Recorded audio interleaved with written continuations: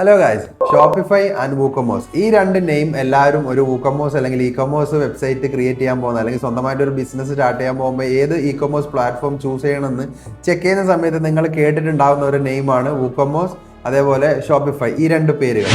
So in this video we are going to discuss which one is best. First നമുക്ക് Shopify നോക്കാം. ഷോപ്പിഫൈന്റെ benefits എന്ന് പറഞ്ഞാൽ very easy to manage ആണ്. ഒരു technical നോളജും ഇല്ലാത്തവർക്ക് പെട്ടെന്ന് തന്നെ മാനേജ് ചെയ്യാനും അതേപോലെ നമ്മുടെ സ്റ്റോക്ക്, ഓർഡർ, പിന്നെ ഇൻവെന്ററി ഒക്കെ മാനേജ് ചെയ്യാനുള്ള, നമ്മുടെ പുതിയ പുതിയ പ്രൊഡക്ട്സ് ഒക്കെ ആഡ് ചെയ്യാനുള്ള ഈസി പ്ലാറ്റ്ഫോമാണ് ഷോപ്പിഫൈ എന്ന് പറയുന്നത്. അതേപോലെ നമ്മൾ സെപ്പറേറ്റ് ഒരു ഹോസ്റ്റിംഗ് അതിൻ്റെ എടുക്കേണ്ട ആവശ്യമില്ല. ഷോപ്പിഫൈ വരുന്നത് ഇൻബിൽറ്റ് ഹോസ്റ്റിംഗ് ആണ്. നമ്മൾ സെപ്പറേറ്റ് ഒരു ഹോസ്റ്റിംഗ് പാക്കേജോ കാര്യങ്ങളൊന്നും നമുക്ക് പർച്ചേസ് ചെയ്യേണ്ട. ഒരു ഡൊമൈൻ നമ്മൾ എന്തായാലും പർച്ചേസ് ചെയ്യണം. അത് മാത്രമാണ് ഷോപ്പിഫൈക്ക് വേണ്ടത്.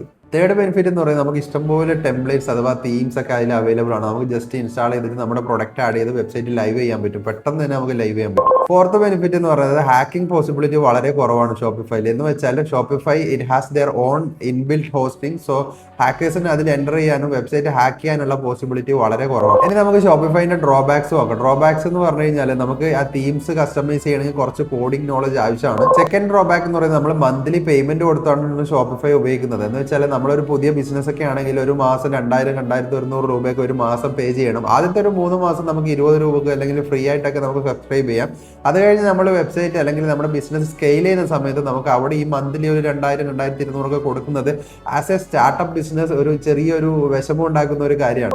അടുത്തൊരു ഡ്രോബാക്ക് ആയിട്ട് കാണുന്നത് വെച്ചാൽ നമ്മുടെ സെയിലിന്റെ കമ്മീഷനും കൂടി ഷോപ്പിഫൈ എടുക്കുന്നുണ്ട്. നമ്മുടെ പേയ്മെന്റ് ഗേറ്റ്വേന്റെ ഒരു കമ്മീഷനും കൂടി 1% അല്ലെങ്കിൽ 1.5% ഒക്കെ ഷോപ്പിഫൈ കമ്മീഷൻ നമ്മുടെ അക്കൗണ്ടിൽ നിന്ന് പിടിക്കും. സോ ഇതൊക്കെയാണ് ഷോപ്പിഫൈന്റെ നെഗറ്റീവ് അതേപോലെ പോസിറ്റീവ്. അപ്പം നിങ്ങൾ ഡിസൈഡ് ചെയ്യുക ഏതാണ് വേണ്ടതെന്ന്.